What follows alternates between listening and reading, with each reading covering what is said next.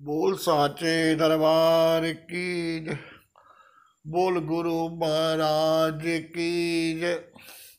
जगत जननी माता जी तुहाडी सदाई जय। शहंशाह त्रिलोकीनाथ की जय। साखी संत जी वजीराबाद में चलिया करना। साखी संत जी द्वारा वजीराबाद में चलिया करना। मेरे परम पूज्य महाराज जी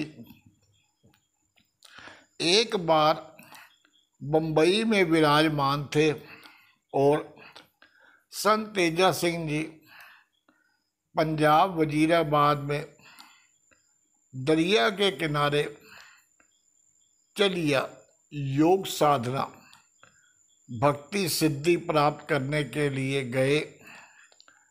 मैं पूरन सिंह एक और सेवक भी साथ थे। एक चारपाई खड़ी करके उस पर कपड़ा डालकर छाया कर लेते थे या पेड़ों की छाया में बैठ जाते।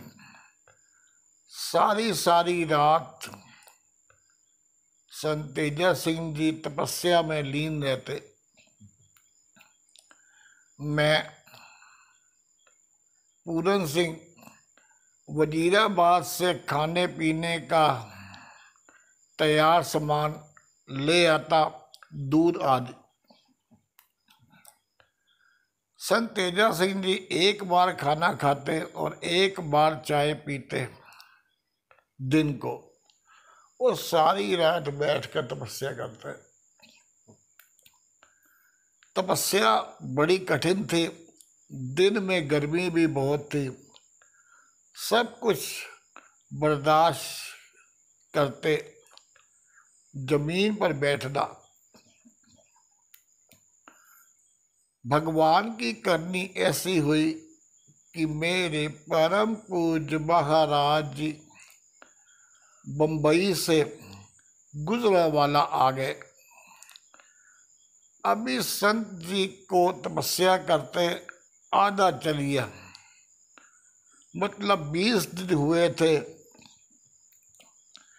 एक दिन मेरे परम पूज्य महाराज जी वजीराबाद से टांगे पर सवार होकर दरिया के पुल के पास आकर उतरे और बिना बताए जहाँ संत जी और हम दो सेवक बैठे थे वहाँ पर आकर परम पूज्य महाराज जी खड़े हो गए।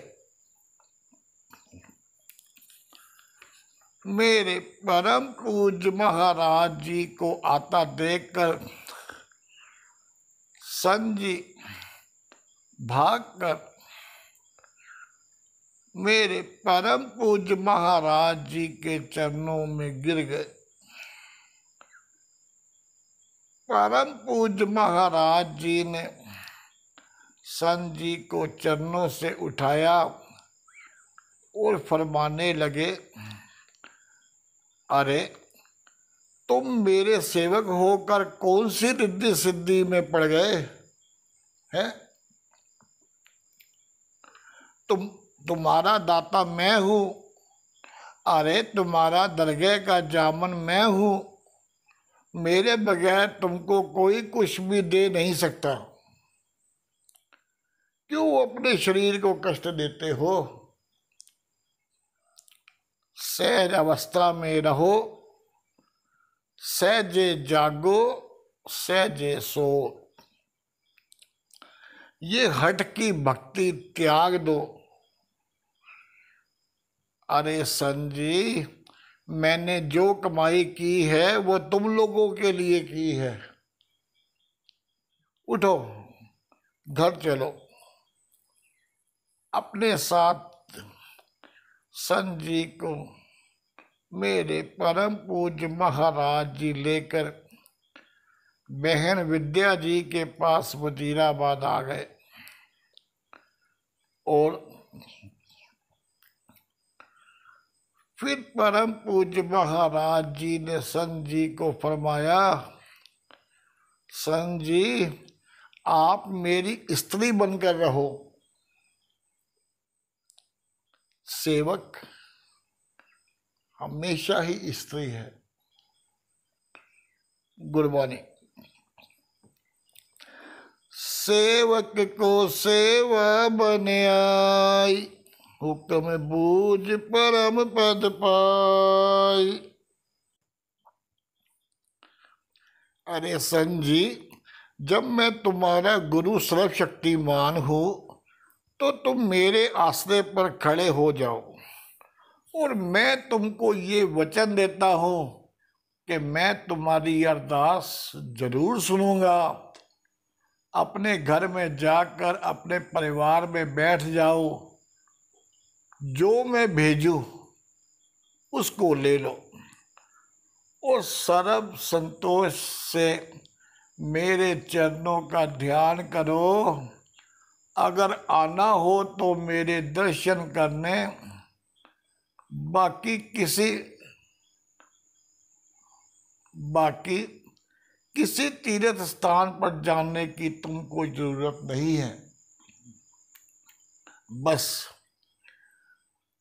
मेरे प्यारे बच्चों, आप सब लोग भी बस मेरे हुक्म में रहो। बस यही भक्ति है।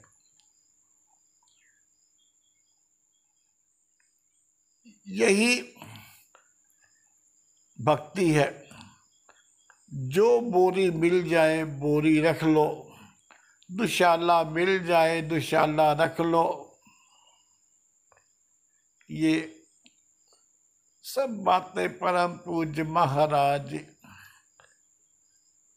संत तेजा सिंह जी को फरमा रहे हैं। जो बोरी मिल जाए बोरी रख लो, दुशाला मिल जाए दुशाला रख लो। दुख सुख को एक समान समझो। पर संत जी, एक बात मैं आपको बताना चाहूंगा, आपको व मेरे किसी भी सेवक को कोई भी कमी नहीं आती। बस मेरे आश्रय हो जाओ, मेरे आधार हो जाओ। तुम्हारे सब परिवार का निर्वाह करना, देख रेख करना मेरा जुम्मा है। समरथ गुरु सिर हाथ धरियो, ये फरमाकर मेरे परम पूज्य महाराज जी ने संत जी को विदा किया। संत तेजा सिंह जी अपने मकान पर मंडी भावलदीन आ गए, और फिर कहीं पर भी तपस्या करने नहीं गए। मेरे परम पूज्य महाराज जी गुजरावाला होकर बंबई चले गए। अरे, जो काम गुरु कर सकता है वो कोई देवी देवता रिद्धि सिद्धि लेकर भी नहीं कर सकते।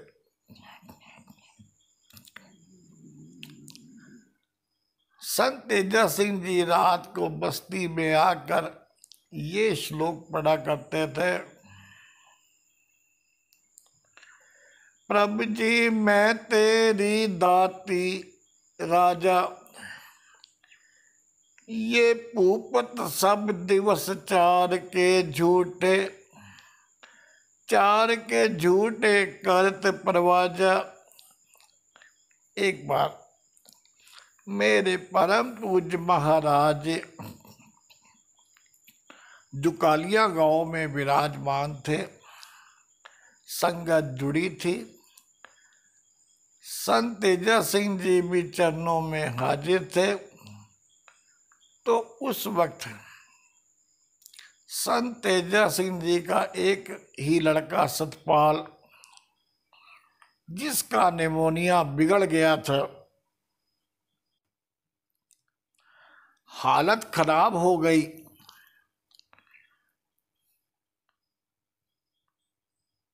माता जी ने एक आदमी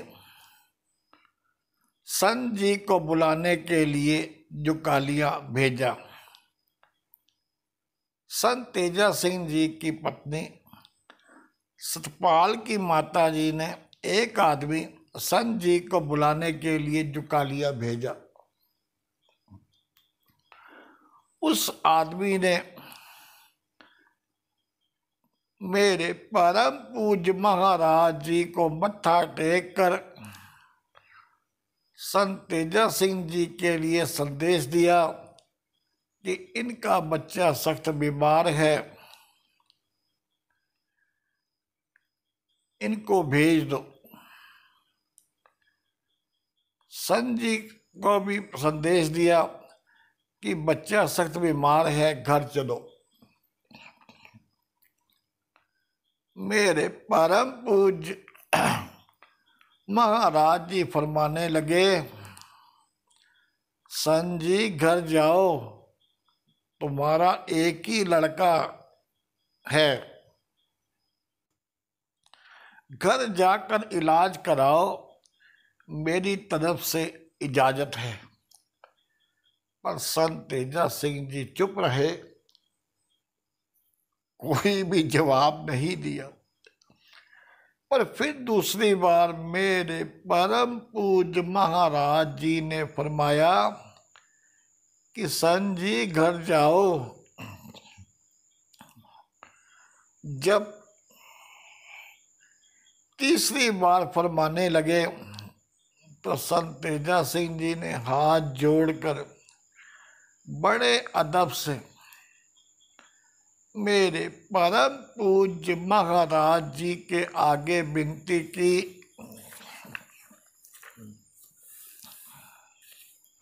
कि हे सच्चे पातशाह,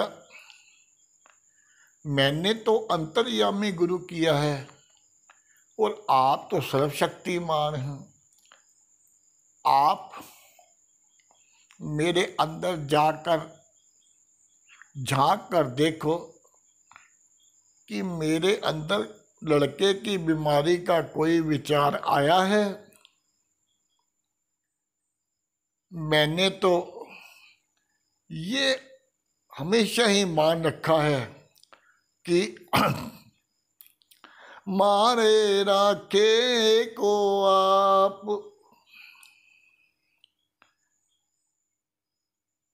आप ही सब कुछ करने वाले हैं, तो मैं वहां जाकर क्या करूंगा?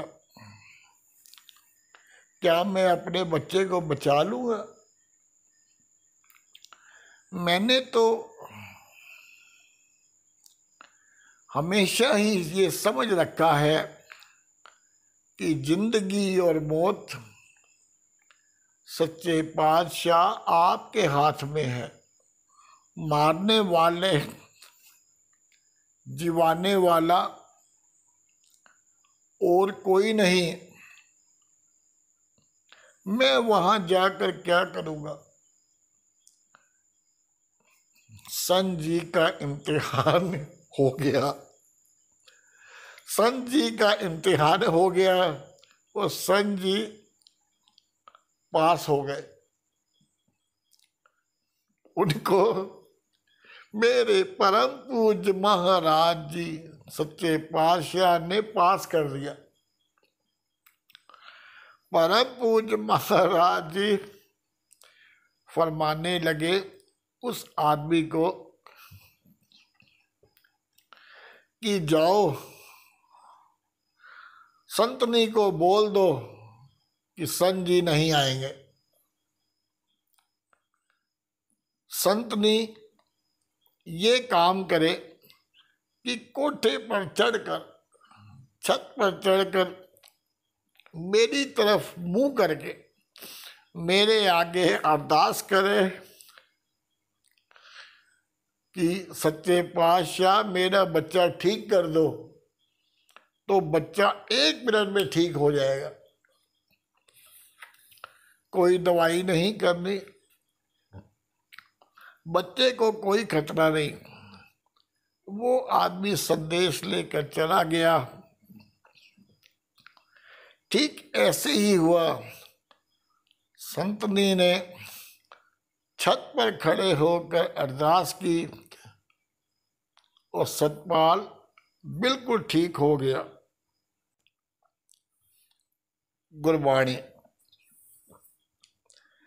तिथे तू समरथ जिथे कोई नाय, ओथे तेरी रख अग्नि उदर माय। सुन के जम के दूत नाए तेरे छड़ जाए। गुरबाणी के अनुसार गुरु पूरा मेहरबान हो तो उसका नाम लेने से सब दुख दूर हो जाते हैं, पर सेवक का विश्वास भी पक्का हो, अधूरा नहीं। बोल साचे दरबार की जय, बोल गुरु महाराज की जय। जगत जननी माता जी ਤੁਹਾਡੀ सदाई जय। शहंशाह त्रिलोकीनाथ की जय।